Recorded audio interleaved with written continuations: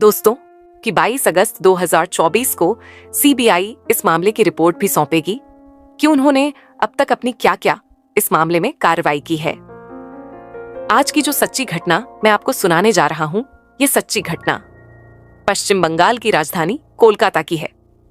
कोलकाता के RG करर medical college hospital में 9 अगस्त 2024 की सुबह लगभग 6 बजे के आसपास का मामला था।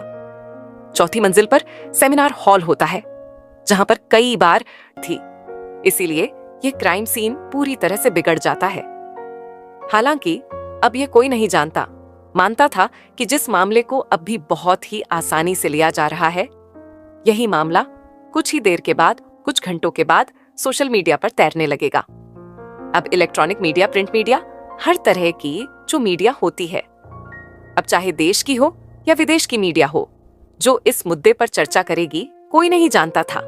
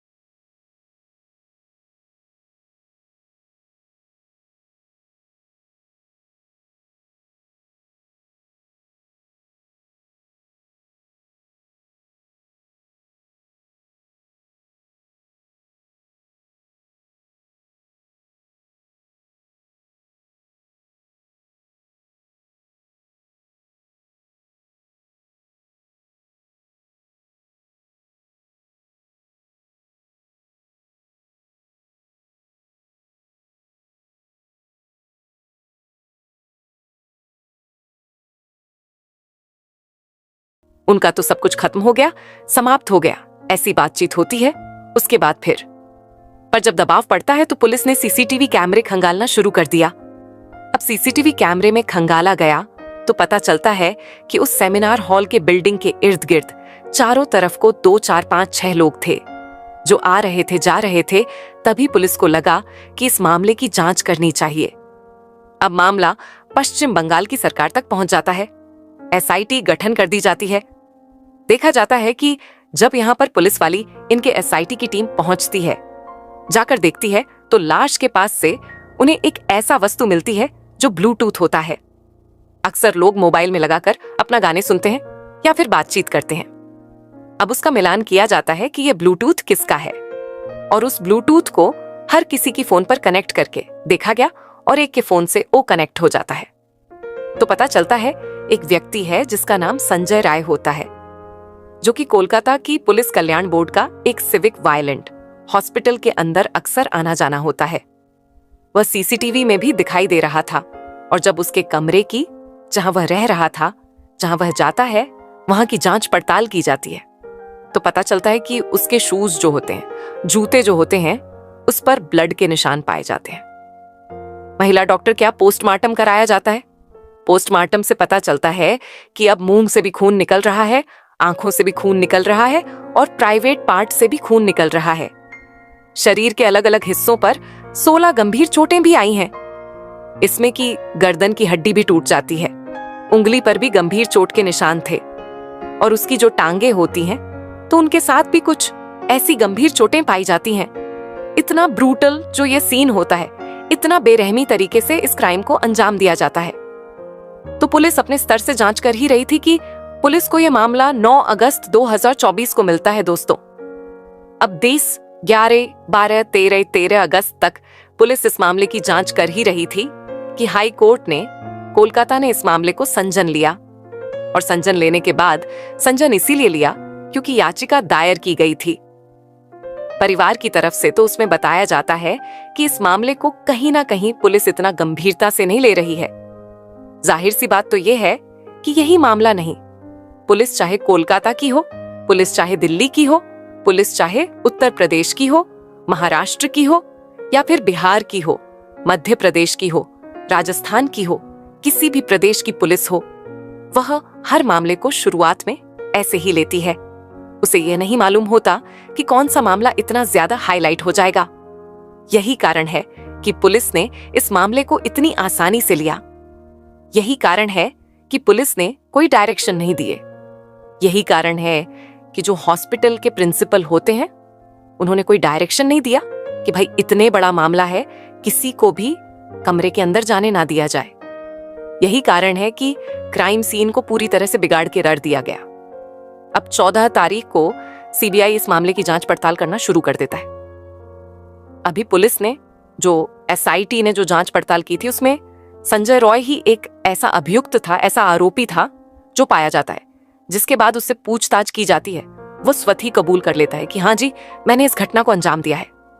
दरअसल संजय राय, जो कि पांची 20 शंभुनाथ पंडित रोड पर रहने वाला व्यक्ति होता है, 5 अगस्त 2024 को यह एक सलुआ जगह लगती है, वहां जाता है।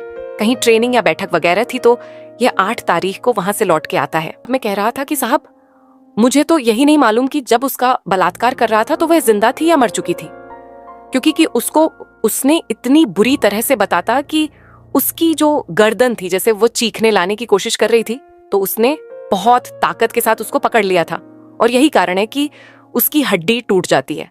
ये बॉक्सर होता है, ट्रेंड बॉक्सर होता है कोई महिला, क्योंकि वैसे भी डॉक्टर है, पढ़ी लिखी लेडी है, ताकत का तो कोई मामला ही नहीं बनता। इसने जिस तरह से उनके साथ जबरदस्ती की होगी, उन्होंने विरोध किया होगा, उन्होंने आखिर दिन तक लड़ने की कोशिश की होगी, तो जिस तरह से इसने अपनी बॉक्सिंग का सहारा लिया होगा, जाहिर सी बात है उसे पता चल ही जाता है।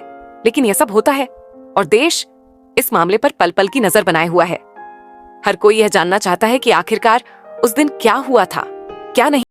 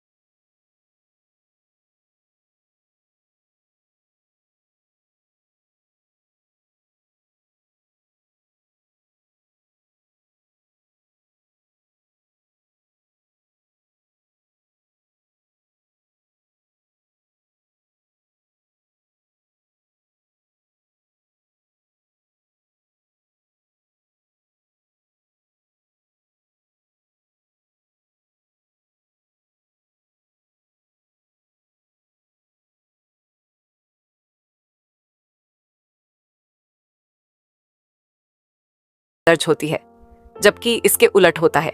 एफआईआर पहले होती है, पंचनामा भरा जाता है, फिर जाकर पोस्टमार्टम होता है। लेकिन यहाँ सब उलट पुलटा हो रहा था। कोई नहीं जानता था कि मामला इतना हाईलाइट होगा। सीबीआई इस मामले की जांच पड़ताल कर रही थी। 14 तारीख को मामला लिया था, 15-16। लिखने वाले ने बाकायदा सीबीआई को टैग भी किया है कि इस मामले में जो चल रहा है इसकी भी आप जांच पड़ताल करिए, इसकी भी आप जांच देखिए कि आखिरकार होता क्या है। अब ऐसी स्थिति में ये पूरा किस्सा, पूरी कहानी है, पूरा जो ट्रेनी डॉक्टर के साथ जो मामला हुआ है, इसी तरह का एक मामला